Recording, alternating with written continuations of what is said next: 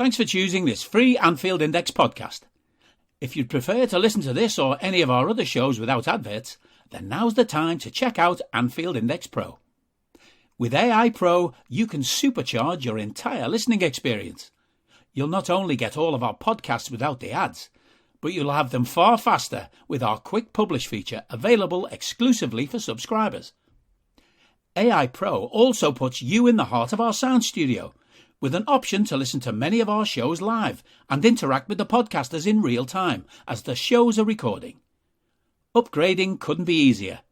AI Pro is available on all popular podcast platforms, and we have our own apps for Apple and Android. Just head on over to AnfieldIndexPro.com and get started today.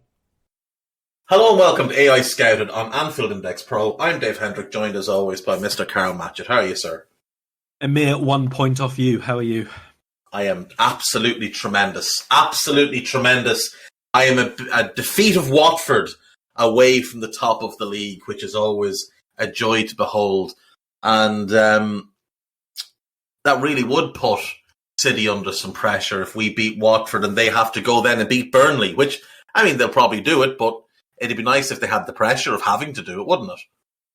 They've got to go to Turf Moor and get a result. I would love it. Yeah, I mean, look, both Burnley are just a weird team and they'll make it tough. At least it'll be a physical game and they might kick a few City players. But we've seen City this season a couple of times in pressure situations not react all that well. And while you would expect them to beat Burnley, strange things happen. Arsenal expected to beat Burnley a few weeks ago. I know City are an awful lot better than Arsenal, but Burnley went to the Emirates and got a point. So, you know, maybe they can just make it tough for them. But it'll set up the following game then nicely, which is ourselves going to the Etihad. But, Carl, I want to get your thoughts on the Arsenal game. But before we do, I just want to quickly look at the games beyond that Liverpool City game. Because a lot of people have said that's the game that decides the title. And I don't know that that's true, because after that game, they still have to go to Molineux and go play West Ham at West Ham. And neither of them are particularly easy games. We saw how much of a tough time Wolves gave them the first time around. And West Ham at home are a very difficult side to beat.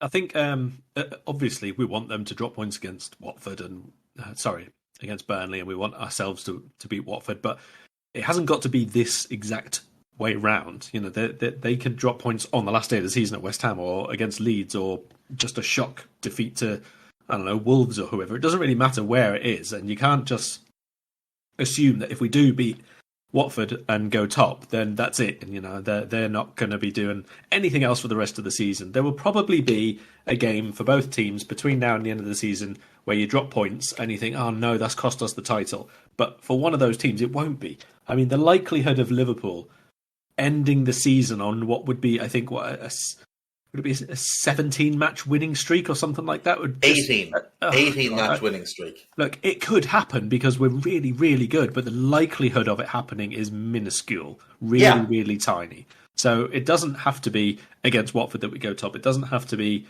after the Burnley match where we stay top. It just has to be at some point. And the fact that we're really, really close to them now is an unbelievable testament to just how well this side has responded, sort of this side of the new year, to be honest. Yeah, I totally agree. And look, people say, Liverpool have to go and beat them at the Etihad. No, we don't. A draw could be enough because, like I said, they could drop points after that. We have difficult games after that as well, but ours are at home. We get United at home. We get Everton at home. We get Spurs at home. We get Wolves at home. They're our toughest games. Like, I think we go to Villa. We go to Southampton, is it? And I think we go to Newcastle. Yeah. But they're all games we should win. So, you know, our tougher games are at home. Their tougher games are away from home. And they're the type of team that don't necessarily play well from behind. So if Wolves or West Ham can get one up on them, that becomes difficult. They've also got Villa on the final day of the season, And that's a tough one for them as well. And that's a nice narrative, Stevie G and Phil Coutinho and all his winners. I'm telling you, if they beat City and we win the league because of it, I'm demanding medals for the two boys. I'm demanding medals for them. Danny Ings can have one. Even Danny Ings can get one. But we're sending them something. For Gerrard. We'll send them. We'll fucking buy them whatever they want. We'll bring them to the shop and we'll buy them whatever they want. Last night we beat Arsenal 2-0. And if you had no eyes and listened to Gary Neville and Martin Tyler describe it, we were very lucky to win 2-0. If you went on social media and read some of the things being said, we were completely outplayed and dominated. If you listened to Mikel Arteta, we were second to everything. But that wasn't what I saw. Now, what did you see? What did you think of the game? Well, I saw the actual match which happened and which sort of followed most of the pattern of recent games where teams, when they have the ball and think they're in dangerous areas, are not. Arsenal matched Liverpool for shots last night. They did not match Liverpool for quality of chances. That's the big thing. They had one really good chance, and that was the Odegaard one, and we saved it. Alisson saved it. That's the only one, and they didn't even create that themselves. That was obviously a misplaced pass from Thiago. Liverpool did what Liverpool have done for most of the last 8 weeks, to be honest, which is really, really work hard in terms of shutting people down, not giving them anywhere to go, forcing them into bad areas and taking shots on from ridiculous angles. I mean, the Martinelli chance, I say, right at the end of the game where he curled it wide, that was a really, really good shot, and he almost got it on target, but he didn't, and it wasn't a good quality chance. It was just really, really well taken. But that's not what you call a high quality chance. He's got to bend it outside a defender, around the keeper, and find a tiny, tiny postage stamp size spot in the bottom corner for that to be a goal, or the top corner.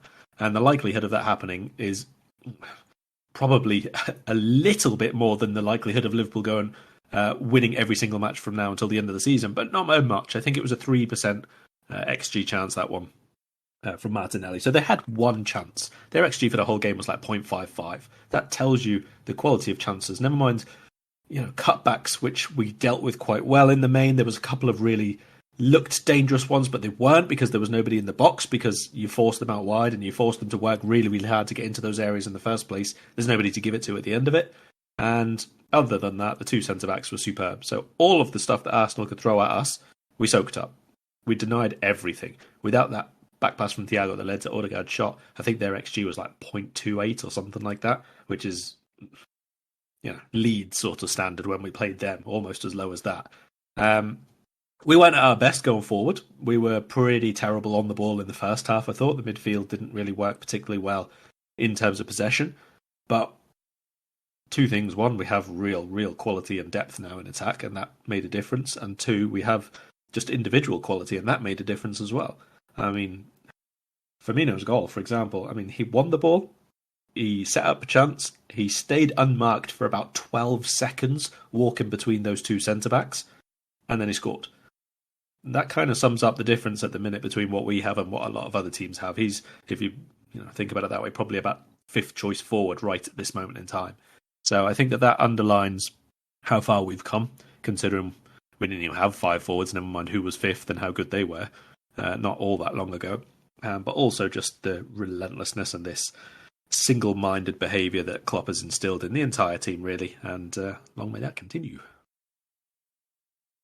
Yeah, I fully agree. I thought we were fairly poor first half on the ball, sloppy more than anything. Yeah, and they were probably as good as they could be in that first half. And they created nothing. They didn't even worry us. Like, Martin Tyler nearly jumped out of his seat when Xhaka took a shot that almost hit the corner flag. That's the level of excitement there was. We allowed them to play their game where we wanted them to play the game. That's basically what it was. In the first half, we had more of the ball. We had the two best chances. The Mane one right before the break and the Van Dijk header that Ramsdale saved, that Van Dijk was furious with himself about. In the second half, we had the Jota goal, the Firmino goal, and just before the Firmino goal, when Salah stole the ball off Thiago's foot for reasons known only to Salah, We had 5, I would say, good chances in that game. They had 2. And one of them, like you said, is that Martinelli one right at the end, which is really difficult. That's the only one they created themselves. Apart from that, the only other shot they had on target other than the Odegaard one was that tamely struck shot by Saka about 2 minutes after the Odegaard one from the edge of the box that Ali saved easily. And that's it. That's all they mustered. We had more of the ball. We had the best chances. We scored 2 goals. We had more corners. We had more of the ball. We just, like, what is it that they did that I'm supposed to be really impressed by last night? I said to you, when we did the scouting, what did I say? Punch them in the face and they'll curl into a ball. And what happened? We punched them in the face with the Jota goal and they curled into a little ball and didn't fight back. And we got the second and they gave up. They just gave up. Arteta's subs, even Neville was saying on the broadcast, oh, he's resting now, Saka and Odegaard, for the weekend. He knows this game is gone. There was nearly half an hour left when the second goal went in.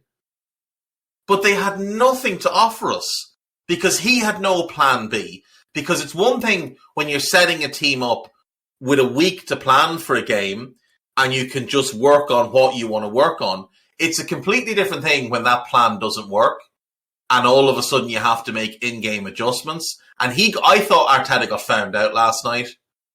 No in-game adjustments, a spineless performance once his team went behind. The camera panned to him after the first goal, and he had that oh shit look on his face. You know that look where someone who's not supposed to be somewhere gets when they get caught? That's what he looked like. He looked like a fella that had no idea what he was meant to do from there. And his whole team just kind of slumped. And I've said to you before, there's no leadership in that team. There's a soft underbelly. And I thought that shone through last night. We got that first goal and they just crumbled.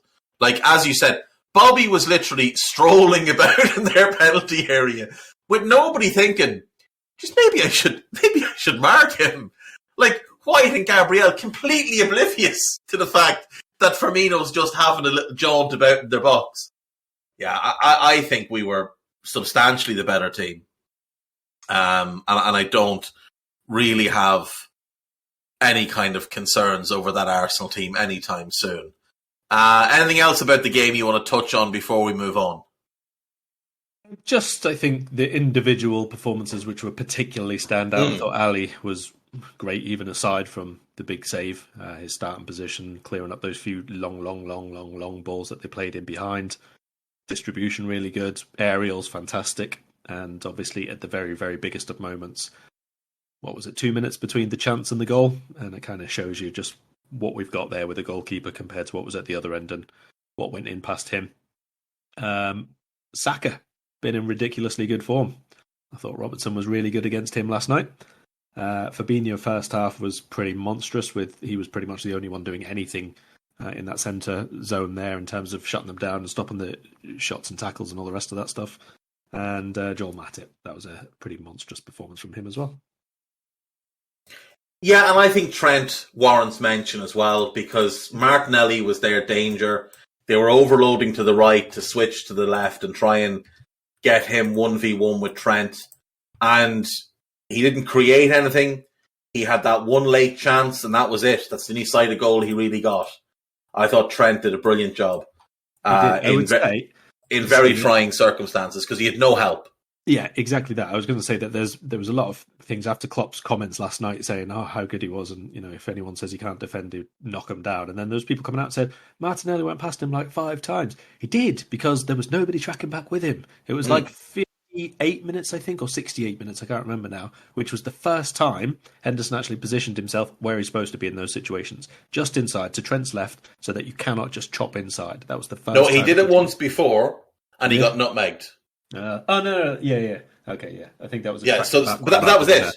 Yeah, that was a track and back rather than an already stationed one there. I mean, before so the actual drill. He got no help from Henderson, who had another stinker last night. Mane just didn't look comfortable on the right, which is a bit weird considering he played most of his career on the right till the last few years when Klopp moved him once we got Salah. So, you know, Mane wasn't great. He wasn't much help. Henderson was no help. Fab was left having to do an awful lot of work. But I thought the entire back line played well. I think you're right to point out Matip and Robbo as standouts, as well as Ali and Fab. I think that group of 6 is monstrously good. Monstrously good.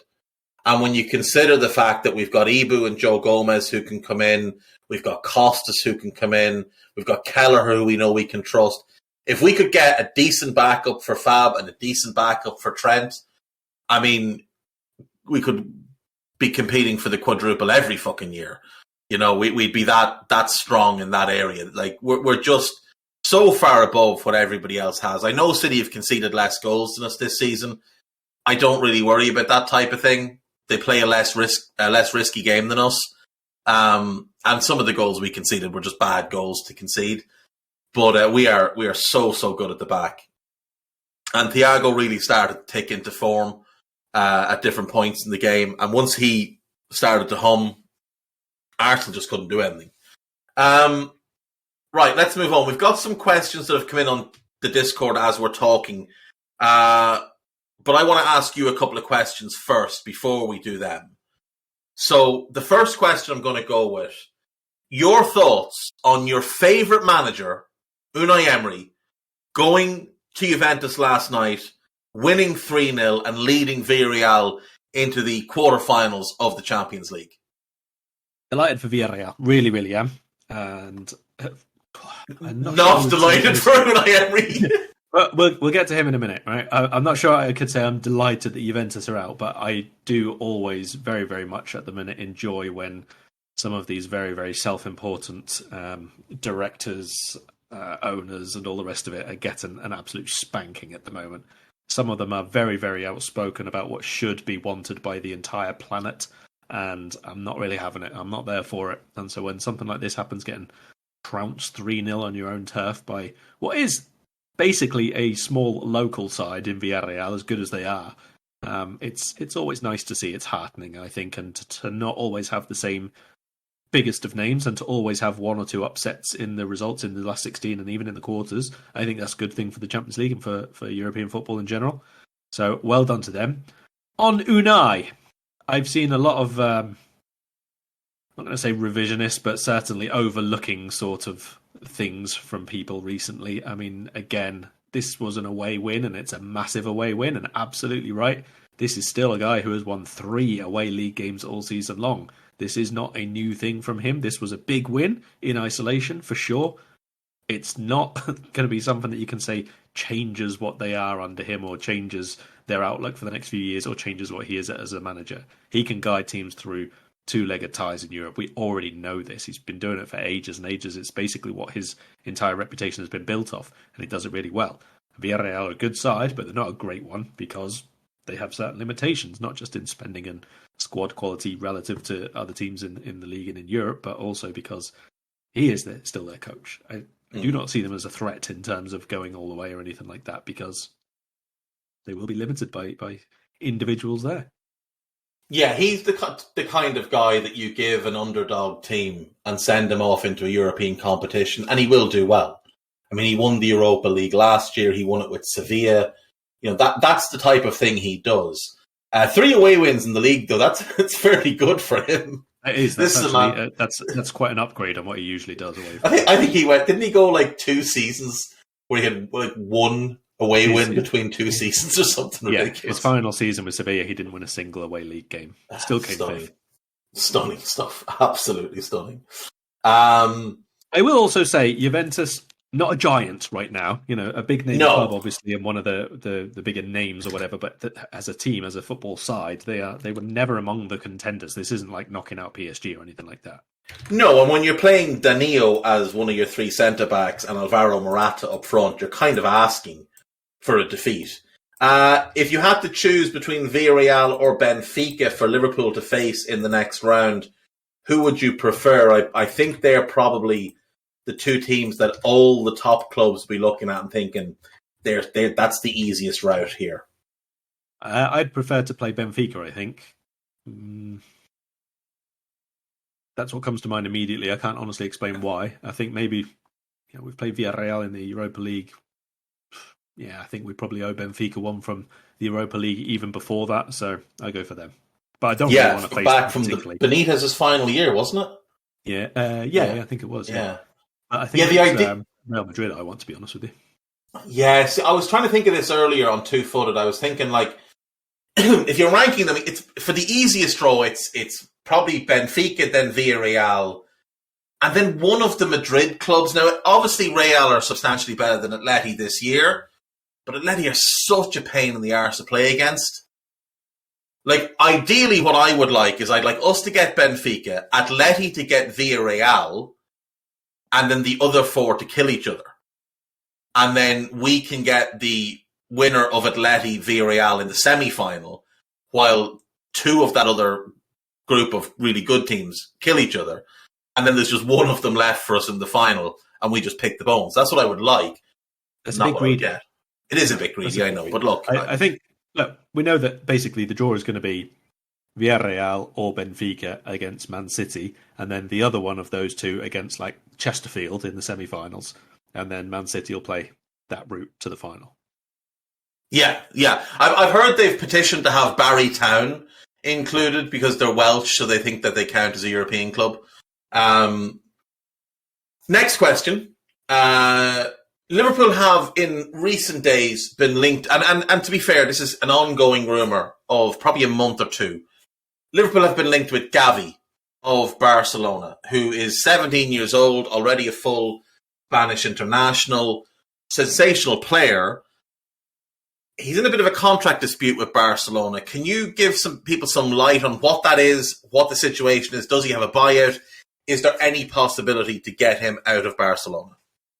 So, yes, in terms of the contract isn't signed and therefore any of them could depart. Him and Ronald Araujo are pretty much in the same spot, that they are still on the contracts that they effectively had when they got promoted from the B team up to the seniors. And obviously that needs updating and renewing and lengthening as well.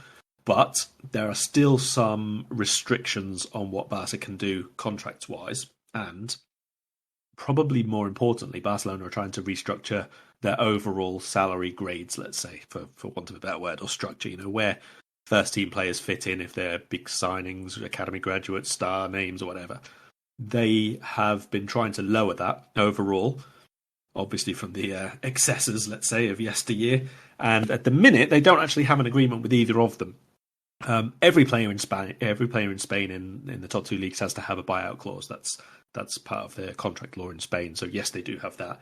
It's usually announced now. It didn't used to be, but if they get them to sign a new one, it's basically going to be like 300 million and upwards. Used to be a high release clause, but one that was fairly attainable. If they did really, really well and a big club wanted them, but now it just kind of be out of reach stupidity sort of numbers, just a token gesture that it's there, basically. So if they is this because of what happened with Neymar? Do you think when that buyout was 200 million and PSG went okay? Probably. I mean, it's been going upwards for a while now, and I suppose that's just part of inflation and football inflation anyway. But that was probably the first time a shocking one was reached. But I mean, even if you think back to like Kepa leaving, or all the times we were linked with Iker Muniain and we had to pay his buyout clause and all the rest of that sort of stuff, it's been quite a long-running thing in Spanish football. So now they just give them these massive ones, and even like Marc Cucurella, for example, going to Brighton this year because his release clause was only 10 million or so, and they were trying to upgrade that, and he didn't want to sign a new one. So most of the time now they just put it sky high, and it doesn't really matter. So I would see it as unlikely that Liverpool would invest whatever the buyout would be. I think I've seen figures of around 40 to 45 million pounds, and then a big salary in a 17-year-old. But he's not every 17-year-old, is he? He's a really special case. Oh, he's crazy talented. He's really, really good. Like he came through like playing central midfield, defensive midfield as an attacker midfield. And for the first team, he's played on both sides of the attack, in support of the attack. He's all over the place. Like under Koeman, obviously the formation was chopping and changing nearly every couple of games by the time his run was coming to an end.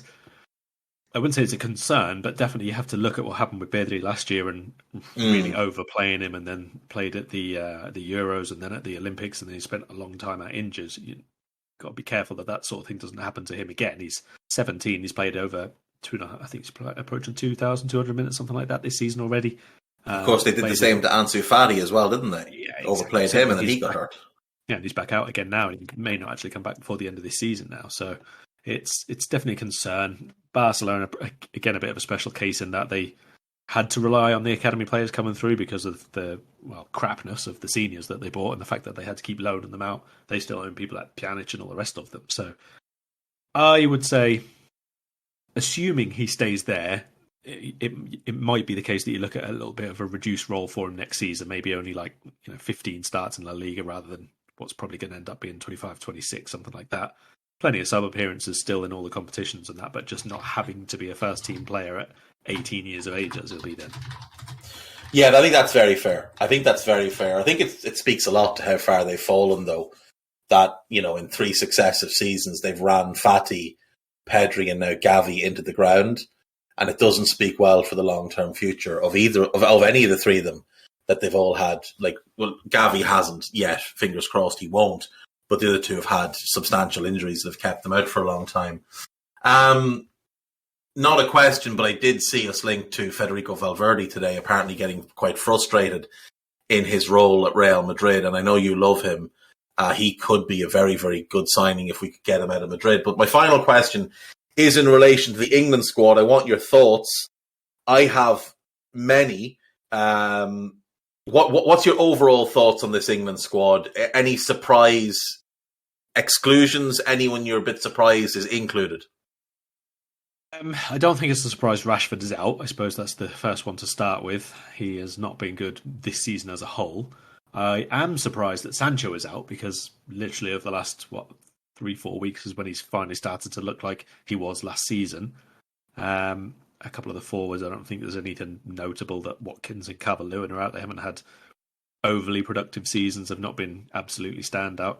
Calvert-Lewin has always been injured.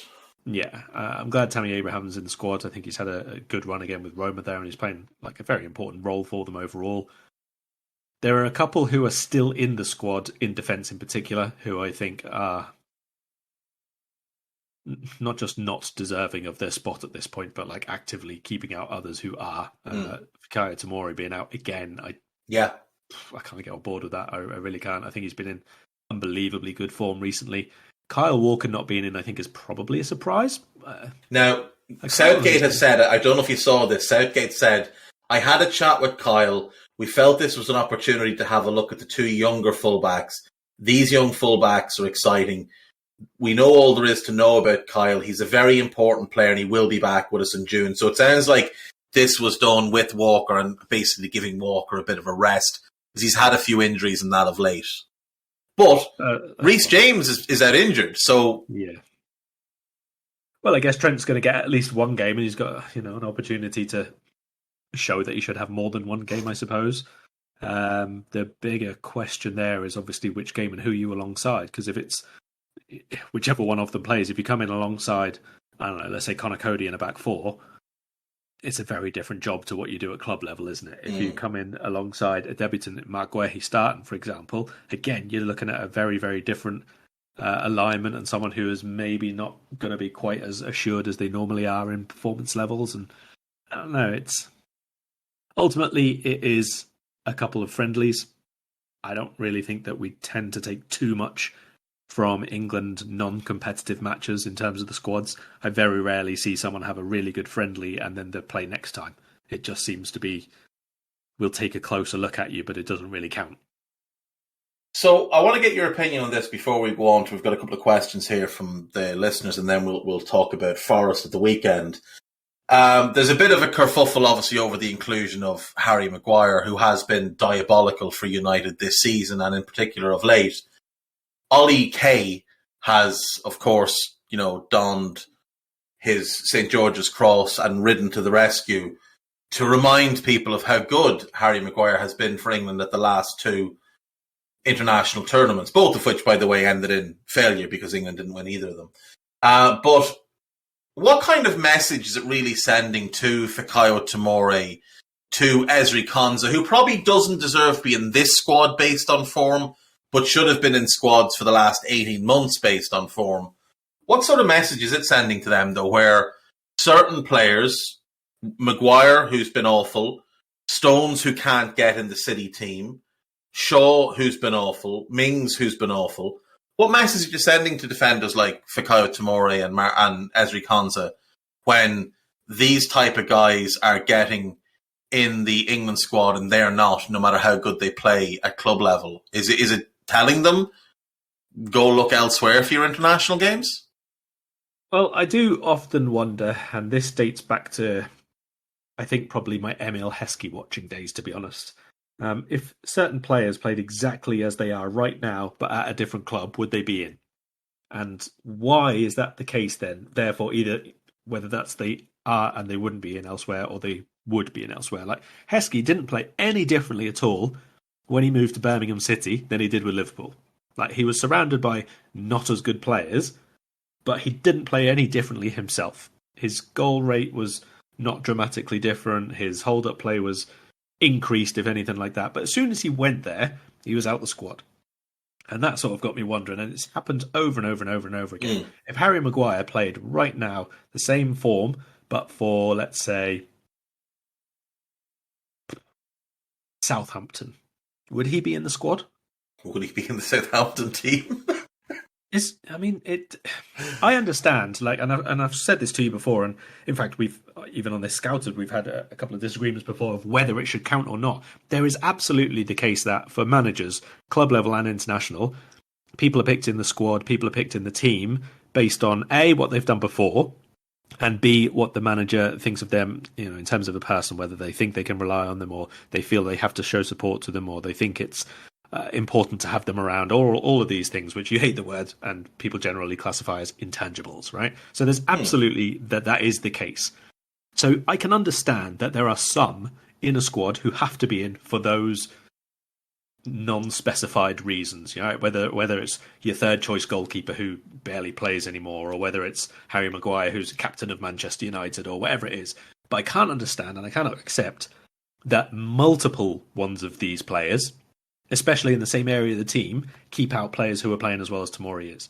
Now, you've got Conor Cody, Harry Maguire, and Tyrone Mings, all of which are club captains, all of which are centre-backs, all of which are not elite, and all of which are not in good form. Cody is probably the best form of the three of them at the minute. But Cody is a specific player who only does well in the back three.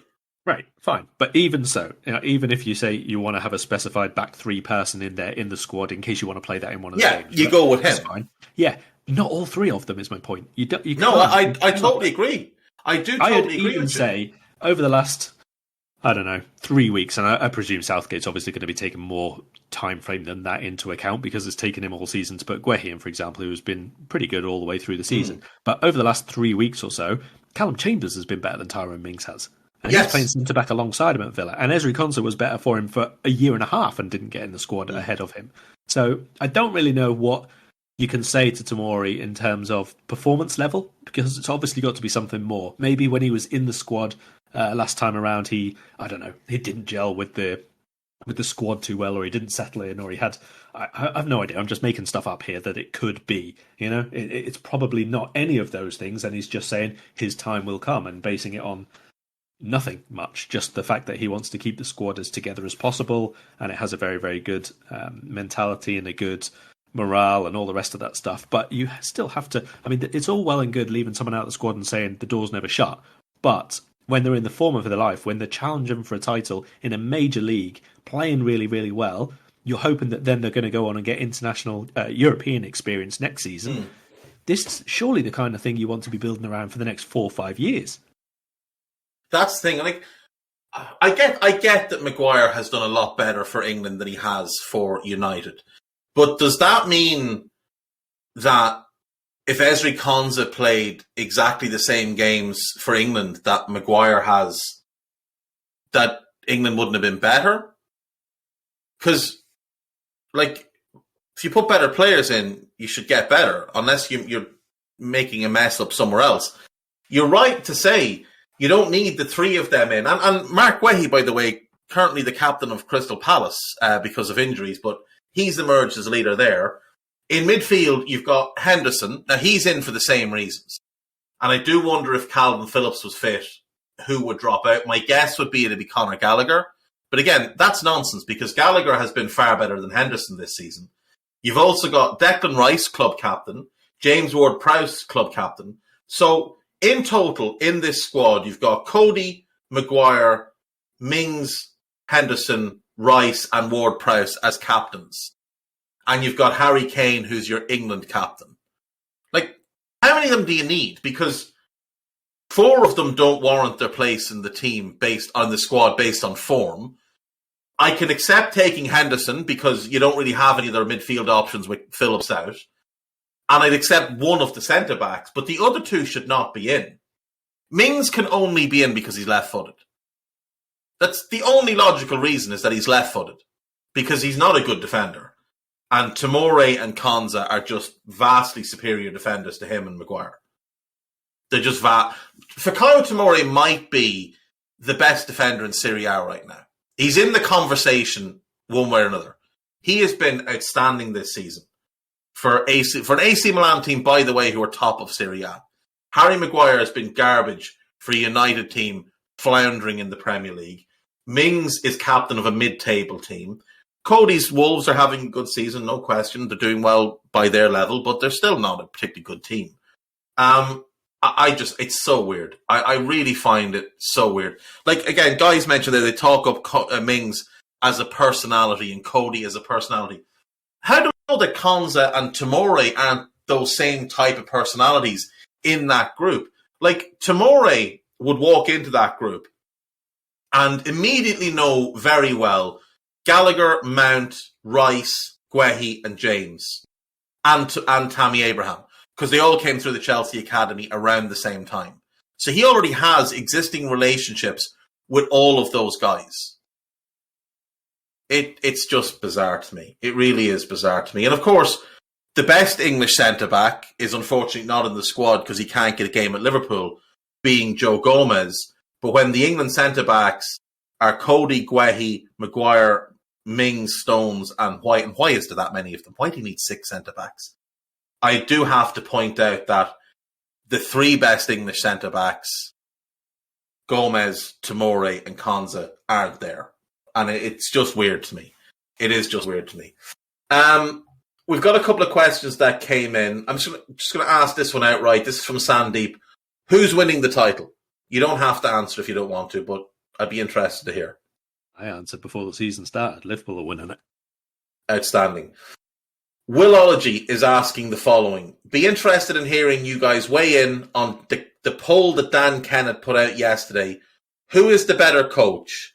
Brendan Rodgers or Mikel Arteta? Now, you know I don't like Brendan at all, but Brendan's a better coach in my view. You don't like Arteta either. I don't. But I like him as a person more than I like Brendan. But Brendan, to me, is comfortably the better coach. Arteta hasn't shown anything yet. No, this is pretty much follows on to what I said in the Arsenal Scouted podcast, to be honest. We haven't seen enough of Arteta yet to know what he is, or how good he is, or what his ceiling is. It's still really, really early days for him as a coach. He's had a couple of full seasons now, which is obviously positive, but he's had no other clubs, he's had no other responsibility other than a rebuild, where he seemingly got a lot more time than you would expect any other manager to get at this kind of a club.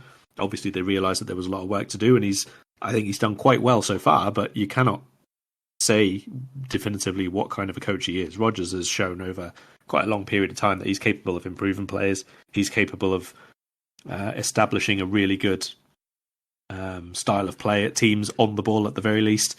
We've also seen what Rodgers' limitations are over a long period of time. Yeah. I think the key to seeing who is better will obviously only come up once Arteta has got another at least 5 or 6 years behind him, because at this point of Rodgers' career, he was still Reading, Watford, somewhere like that. So yeah, it's not really. I think he might have got to Swansea by then, but that's about it. Possibly so. So at the minute, Rodgers comfortably is the better coach. We'll see, obviously, later on, and how much of a coaching versus managerial role Arteta takes on longer term, because obviously he's a bit more involved now than Rodgers is allowed to be at most of the clubs that he's been at recently. And also, let's see how Arteta does when it's not one game a week. Let's see how he does when he's got a balanced European football, when he's got a bigger squad and there's people coming knocking on his door asking, why am I not in the team? You know, it's been fairly easy for him. He got a lot of leeway at that club. If he hadn't won the FA Cup in that first season, he may well have gone in the summer because he failed last season. He finished 8th. That's unacceptable for Arsenal to finish 8th, and he did it twice. Our friend Sam Tighe, this one's come in from Isaac, did a ranking of the top 5 defensive midfielders in his own podcast recently. I forget the order, but he did have Fabinho as the number 1. But Sam's top 5 were Fabinho, Brozovic, Casemiro, Kimmich, and Rodri. Is there anyone you would put ahead of anyone in that group, or do you think young Sam has nailed the top 5? Right, give me a minute and I'll go and have a look at the conversation we had about it. We were discussing it for about 2 full days before he actually made his decision and put them in the order that he wanted them. And we had a good few others who were in the conversation. A couple of younger players, obviously. I think Tchouaméni might have been mentioned a fair few times, and probably it was taken on longer term in the end, so he didn't get in. I don't have any issues with those players. Obviously, I don't think that... I mean, if you're talking about pure defensive midfielders like Fabinho plays for us as a 6, you probably don't include Kimmich in it in the way that he plays. That would be my one little thing there. I don't think he's actually a defensive midfielder. Yeah, of course. I mean, this was ultimately decided based on role relative to people around them, and obviously how they have played previously, where he's played as a 6 for Germany before. We've seen that. So player quality wise, I don't really take any issue with that. I don't think Brozovic has been quite at his best this season, for example, but again, it was, I think, taken over a slightly longer period of time and what they've achieved and all that, rather than just how good they are this season. Fabinho number 1 is the only important thing. Yeah, I do agree. I think in terms of body of work, that is the 5. Again, Kimmich wouldn't be in my group because I just wouldn't class him as a defensive midfielder. I think he's very, very good as a controlling midfielder in a 2. You play him next to a box-to-box type of player, and they do a bit more of the destroying work. I'm glad he didn't fall into the trap of including N'Golo Kante, who, again, not actually a defensive midfielder. He's a destroying central midfielder who goes box-to-box. I mean, I don't really... Tchouaméni would be 1 for sure. I think Boubacar Kamara is worth a mention because he's been excellent there for 18 months with Marseille. Outside of them, I mean, I think Wilfred Ndidi is worth a mention. I wouldn't have him in my top 5, but I think he's worth a mention. I think Calvin Phillips is worth a mention. I really like Thomas Souček, but again, more suited to a 2 than a lone 6. And he is a pure defensive midfielder. Like, he is a lamppost in the middle of the pitch, and allows Rice a lot of freedom. But again, I'm glad he didn't put Rice in because, again, not a defensive midfielder now. So, yeah, I mean, I wouldn't have any real complaints with the 5. I think Sam has hit the nail on the head. Like you said, I don't think Brozovic has been at his best, but he's still been good. Casemiro also hasn't been at his best, but he has been good. And he is aging now. What is he, 29, 30? Rodri and Fab have been on a different level this season to all the rest. And I would include Kimmich in that. He's been good for Bayern. Those 2 have been incredible for Liverpool and City. I think the only other one who was still in the conversation was Sergio Busquets, obviously based on body of work. Yeah, you're grandfathering him in based on, a decade of being maybe the best ever in the position, but yeah, not now. My response to him being in the conversation was he is an ode to plantations of oak trees at this point. To which I got told I was being disrespectful. And he was right. You were being disrespectful. How dare you disrespect the great man? He'll be 50 and still better than a lot of defensive midfielders, purely on the base of he'll know where he should be. He won't be able to get there, but he'll know where he should be. And when you give him the ball, he's just never going to give it away. But yeah, I think he's nailed it. Right, let's talk briefly then. We've got about 10, 15 minutes left. Let's talk briefly about Liverpool versus Nottingham Forest in the FA Cup quarter-final this weekend. Forest have had a decent run to this point. They knocked out Arsenal. They beat them 1-0 with a Lewis Graben goal. They knocked out Leicester City, walloped them 4-1. Zinkernagel, who's in on loan from Watford, Brennan Johnson, Joe Worrell and Jed Spence with the goals, Iheanacho with the consolation for Leicester. They beat Huddersfield 2-1, went 1-0 down. Thomas Lees scored the first goal, but Sam Surridge and Ryan Yates with the goals to drag Forest through. Notable that they've played, this will be their fourth home game in the FA Cup. But have you seen much of them this season? If so, what do you make of them?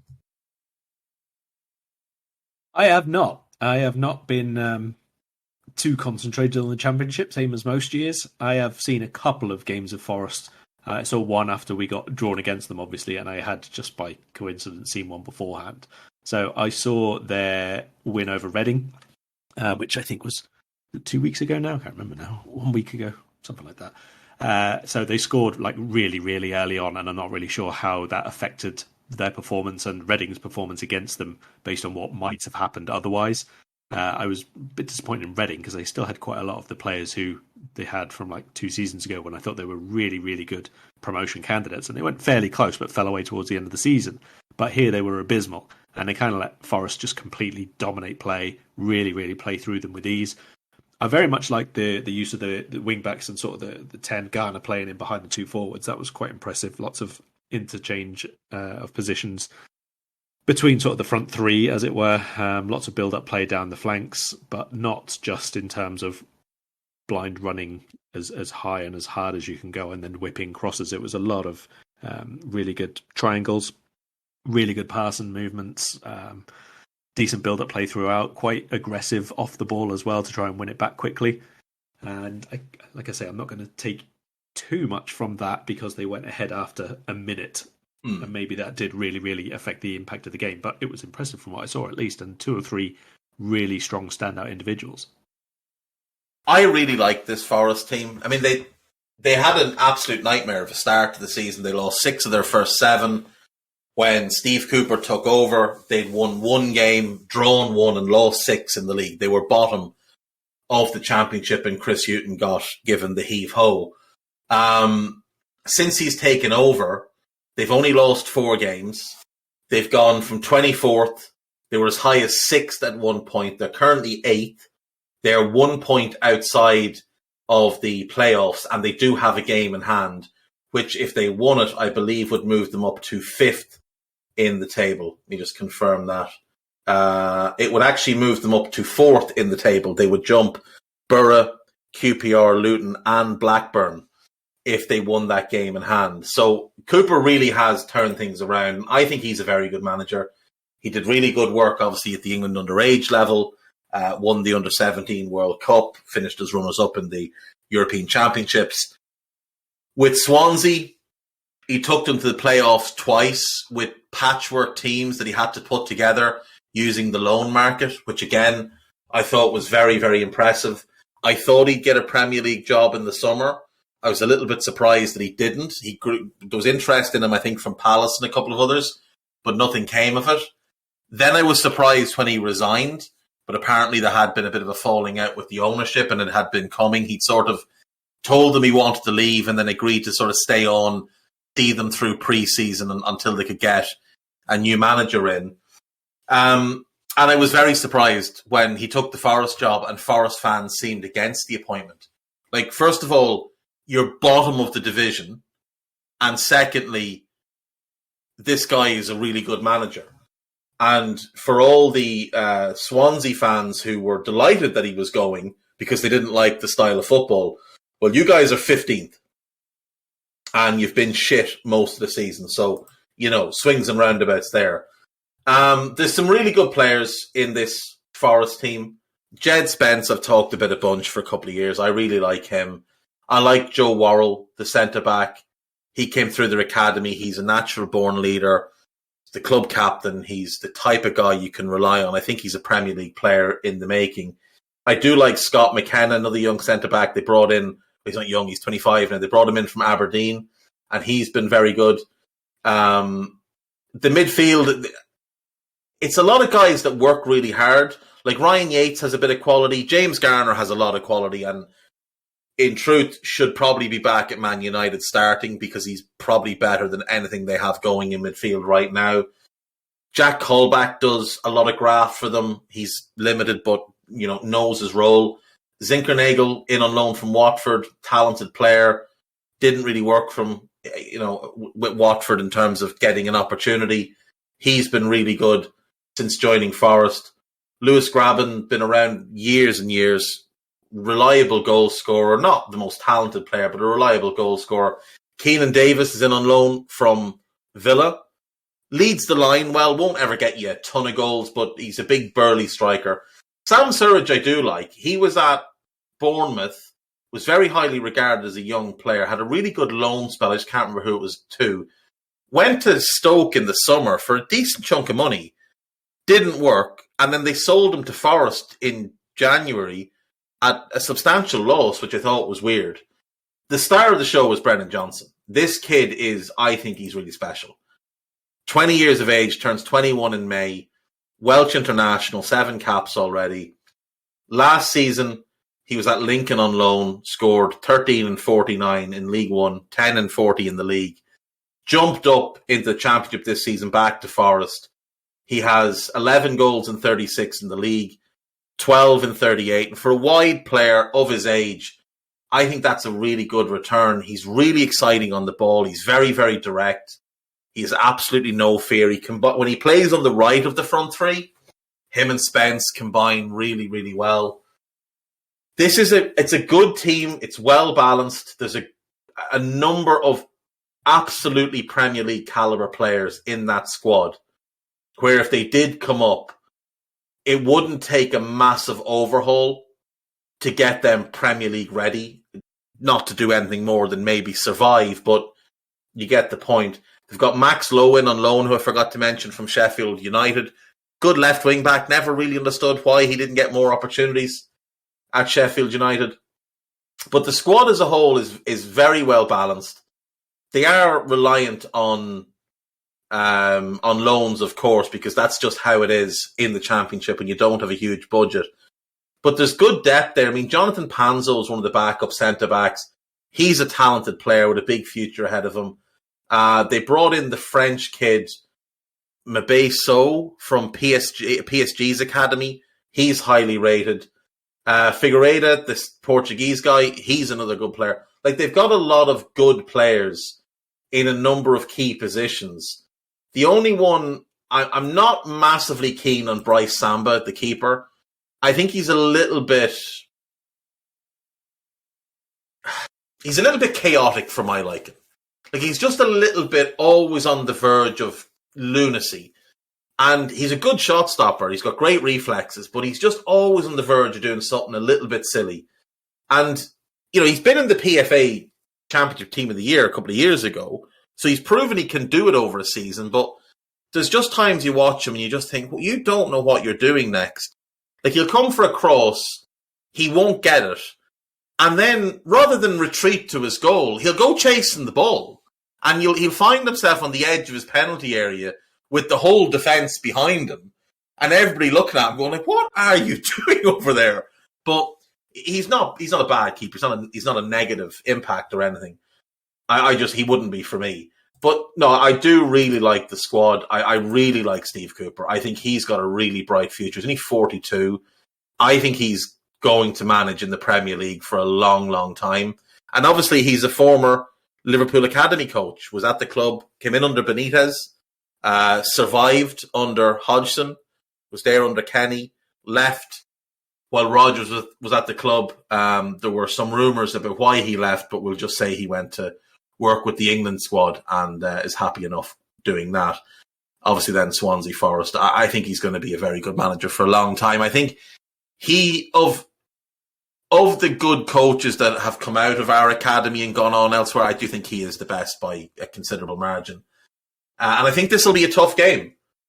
They beat Arsenal, they beat Leicester, they wallop Leicester. They gave Leicester a whooping. And I think they'll cause us issues just with the speed of their transition and with how direct they are, especially down that right side. If it's Spence right wing back and Johnson right wing, I think they'll give Andy Robertson some trouble. They're less of a threat down the left, which is fine for us because obviously Trent gets a lot less help than Robbo does. So, we kind of want them attacking down our right because that's where we're stronger. Although it's surely not going to be, it's surely not going to be Trent and Robbo though, and all the rest of the first teamers for this game. Well, Costas is ill. Costas is ill, so I assume it's going to be Robbo, and Milner's ill, so I assume it's going to be Trent. Yeah. So that's my only, I'm thinking we're going to see Caoimhín, Trent, Ibu, Joe, and Robbo as the back line. Because Milner and Robertson are Milner and Costas rather are ill. Would you be tempted to go Joe at right back to at least rest one of them and leave one of the centre backs in, Matip or Van Dijk? Yeah, but it would have to be Virgil. I think I'd go Joe, Ibu, Virgil, because Ibu is more comfortable on the right than he is on the left. And if I'm bringing him in, I want him on the right-hand side. I'd rather Ibu and Virgil, I think, because that partnership's a bit more established as well than the Ibu Matip one, which was probably Ibu's worst game of the season was when he played with Matip. But yeah, I mean, look, if Costas is fit, Costas starts. I wouldn't be against going Joe, Ibu, Virgil, and Costas if Costas is ready to go. I think that's absolutely fine. I don't know that I'd want to go with, an entirely changed backline. I think I'd want some sort of grown up in the room and not named James Milner. I really don't want to see Milner at right back. What about Conor Bradley then? No, he's too young. He's too inexperienced, and he hasn't looked ready. When he's played in the first team this season, he just doesn't look ready to me. He looks like a kid that needs to go on loan next summer at like a League One squad and get reps, get minutes, and grow a bit. Like, he's a very, very lightweight kid. All change in midfield, I would assume. I think that's quite important for this one. I don't know. Can we, I assume Naby and Curtis Jones will start. Yeah. But I think he's got to play Henderson or Fabinho as the 6. No Ox. I don't. If you play Ox, you can't play. I don't think he's going to go with Ox, Curtis, and Naby.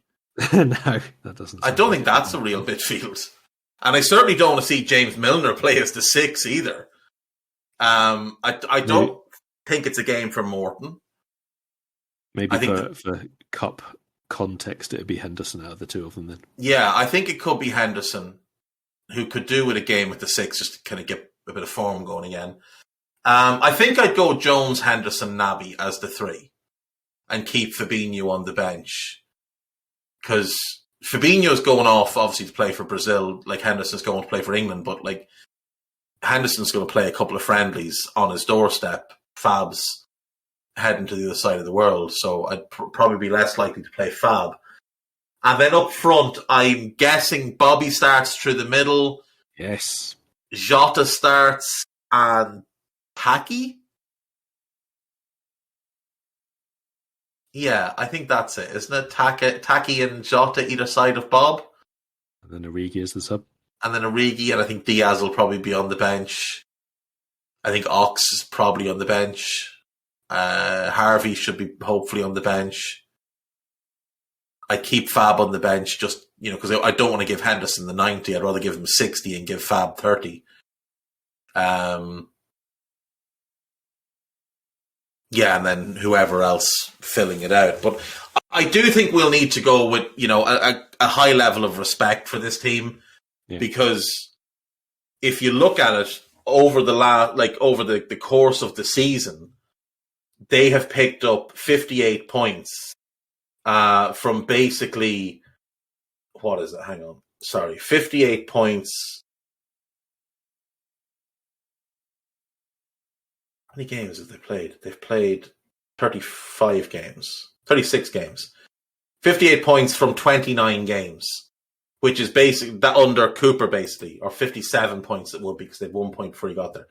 But, you know, if Cooper had been there all season long, I think they're probably second in the division if he's there since the summer having this effect. So they're a borderline Premier League team in that sort of form over the last 29 games. Now, again, it's the bottom end of the Premier League team, but still, I do think we'll have to go with a relatively strong squad if we want to win and progress and keep this dream of the quadruple alive. Which we definitely have, right? Oh, absolutely. Absolutely. Let me see. We have one more question for you. Oh, what's your prediction for the cup game? Oh, I'll go for a 2-0. I'll go 3-1 just because I think we'll change, a lot of the defence, but I do think we win. Last question before we go then. This is from Tom James. You can have one of the following scenarios for the rest of this season. You can win the Premier League to go with the Carabao Cup, or you can win the FA Cup and Champions League to go with the Carabao Cup. Which do you prefer? Oh, I think I'd take the Premier League. I think I'd go for the league. I think we need to clock a couple of Premier League titles under Klopp, just to keep us going, because after he does depart, it could well be a while again afterwards, because a changeover of that magnitude is not easy to deal with, regardless of playing squad quality. So I think I'd probably go for that, and it would be fairly epic to have mounted such a comeback, and it would be an enormous one. And obviously the overdue celebrations from the last title as well are sort of pent up, aren't they, a little bit? So it would be nice to sort of get rid of all of that. Two parades in one type of job. Yeah, and as much as I would obviously love to win the Champions League, any point, I do think that with cup games, even if you're the best team, even if you play really well, if you get to a cup semi-final, that's like exceptional in my eyes. You've done as much as you possibly can. Anything can happen in a semi-final or a final. It really, really can. I mean, we've been on both ends of that. Even just against Milan, the 2 games, we won the one we shouldn't have, and we didn't win the one that we should have. But other ones as well, Chelsea, Arsenal, Man United, loads of finals don't go the way you need them to, or even semi-finals, for example, or you can just have a shit day, or someone key get injured or sent off early. Cup games, the knockout nature of them, even if you're the best, even if you do everything perfectly, sometimes it just goes against you, and there's nothing you can do about it. A league, you've got a lot of time to get it right, and you have to be really, really, really good to do it. And so I think I would, this year, go for that. Yeah, and I think I'm the same. I think I am the same. I think I'd rather win the Premier League. Although, to win 3 in one season, so, you get the FA Cup as well, that does kind of sway me. Even though, I know the FA Cup is disrespected these days and all that kind of stuff. Still, you're getting 3 trophies in 1 year. I think that's a hell of an effort. Not many teams do that. So look, regardless, if we just win the FA Cup, if we push City right to the end and we get to the Champions League semi-final and go out and end the season with the Carabao Cup and the FA Cup, you won't hear any complaints from me, because for me, that's a good season. Like I've said this before, the minimum for us should be in the title mix and a domestic cup. That should be considered the standard. That's where we need to get to. That's where United were under Fergie. It's where City have been. It's what Chelsea have done under the Abramovich reign. I get that we don't have the money, but we've got the squad. We have enough money to keep us going. We have a history of being in this position. This is what we should be doing every single year. So if all we do is win the Carabao Cup and FA Cup, but push City to the end and get to the Champions League semi-finals, then go out, I'll be happy enough. I think that's a good season, especially considering I think we're going to be even better next year. Say we don't win the Champions League, though. Who's the least offensive winner of the Champions League if it's not us? Because I kind of feel like it's... Right, let's take Benfica out of it. And we know that Emery's not winning it because he's just not good enough to win it. So we'll take those 2 out. There's 6, and then we take us out. There's 5 left. There's the 2 English clubs, Chelsea, City. There's the 2 Madrid clubs, and there's Bayern. It feels like it's Bayern because You know, like, I mean, Real Madrid have won it enough. No one wants to see Chelsea or City win anything because they're sports washing cheats. And Atleti upset a lot of people with how they play. Now, I would love to see Simeone win it for him, but I don't think it's realistic that they will win it at all. So I think it's probably Bayern. Well, I would personally pick Atletico. I think it would be, if I'm just choosing, one, they knocked out United, so that's always fun. Two, it's a Spanish team, and it's I think, again, always a good thing if it's not going to be a Premier League side. I prefer it to be a Spanish side, obviously, from a personal point of view. Yeah. And I think after a couple of near misses and obviously losing in the final in the way that they did at least one of the times, ideal scenario, if we don't win it, they beat Real Madrid in the final. Yeah, to be fair, that is it. The only thing better would be them beating City in the final, just to see Pep look really upset, with his little bald head, just to see him look really upset, knowing that in the days to come he'll be crying to his owners that he doesn't have enough squad depth and he needs another 200 million to spend, and his fullbacks aren't ideal and he spent 250 million on fullbacks, so let's get another one in the door. I take pleasure, but I do take pleasure from watching him lose, because will go. He might explode with joy, if anger-filled joy, because he doesn't really do happiness, but still. Atleti winning, for Simeone, that would absolutely be the one. But yeah, of the clubs I think have a real chance, I think there are 5. Us, Chelsea, City, Real and Bayern. Bayern is probably the only one I could really stomach winning it if it's not us, because God, watching either of those two sports washing cheats win it would be horrendous. And Real, I'm just bored of watching Real win the Champions League. They've won it, 7 times? 7 times in the last 25 years. It's enough. Go away. We'll leave it there. Anything you want to plug before we go? I've put a piece in the chat group. I'll put it on Twitter as well. There's a piece from last night's game against Arsenal and a couple of words on our goalkeeper and our centre-backs from that match, following on from a piece that I did before the game, which looked at how few chances we gave up and all the rest of it. The only other thing I will quickly touch on ahead of the international week is, at last, Christopher Nkunku in the France squad. Yes. About time. Didier Deschamps.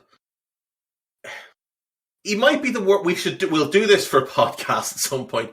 He might be, I think, one of the worst managers to ever win a major international trophy. I think they won it in spite of him. I genuinely think he's awful. I think he does the same thing Southgate does. Picks dross who don't deserve to be in the squad. And there's less dross with France than there is with England, but still. And Kunk, here's one for you before we go. Just one to kind of mull over. Leonardo's gone. Okay? They're getting rid of him. They're probably getting rid of Pochettino. They're going to appoint me and you. You're going in as director of football. I'm going in as the head coach. I say to you, I'm not working with Neymar. Just get him rid of him. Get rid of him. Would you stake it all to get rid of Neymar and go all in for Nkunku and then try and sell Mbappe on the dream of, we're going to build a French team of the best French talent. We're going to go and get, say, Moussa Diaby. We're going to go and get Tchouameni. We're going to see if we can get Camavinga out of Madrid. And those two with Verratti will be our midfield. We'll build the defence around Marquinhos. But again, we're going to focus in on going for French players. We're going to create a real pathway from our academy. Would it be what you do there? And B, would it make them less offensive to people if they invested heavily in French players, the best French players, either at academy level and developed them, and then at senior level as well? Would that make them less offensive? It possibly would. I mean, there's still going to be, the whole thing of where the money comes from is I think, the main point of offense and contention. So that's not going to change. Using academy players would obviously mark a massive sea change, because we have filled podcasts worth of content over the class players they've let go because they just won't play them. So that would be a thing. If I'm taking over, first thing that I'm doing is I'm getting rid of that foul-mouthed, arrogant head coach we've appointed, Dave Hendrick, and I'm getting rid of Sergio Ramos. You can take him along with you. So you go. Not a bit of it. Laurent Blanc, come on, in you come, mate. Oh God, long ball all the way. No. Long ball and racism. The way forward, PSG. I would say that there seems to have been a plan from them, which is a little bit haywire and a little bit scattergun and a little bit more based on reputation more than nationality. But as long as they are French, it still counts. So we've seen them be linked with Kante. We've seen them be linked with Pogba. And obviously they already have Mbappe. They went out on a limb to sign a couple of players. So Nkunku is a bit of a different case because obviously he was there beforehand. Is it going to be a case of he would actually even bother to go back after they didn't give him a chance, really? I would not imagine that everybody would be inclined to do that. Barcelona over the last 10 years have been exactly the same. There have been really, really good young players that they let go, didn't really give a chance to, and then when they tried to get them back afterwards, they were basically told where to go. Cucurella is only the most recent one, but Alex Grimaldo is still at Benfica, in fact, who we've spoken about today. Another one. There have been several of them along the way, and I don't really think you can blame them. It's one thing to go progress your career and go to clubs which can win titles and stuff, but if a club of that magnitude and that money wants you, probably so do other ones. Yeah, that's absolutely fair. It is fair. You'd have to sell them hard on the idea of coming home, and like you say, it doesn't necessarily always work out. Now, I'd imagine when Cucurella and Grimaldo were turning down Barcelona, it also had a lot to do with the fact that neither of them wanted to play under Ronald Koeman. But, you'll have that. We will leave it there then for today. Thank you, as always, for listening. Make sure you're reading Carol's work in The Independent. Like he said, he has a new piece up entitled Alisson Highlights the Value of the Elite as Liverpool Win at Arsenal.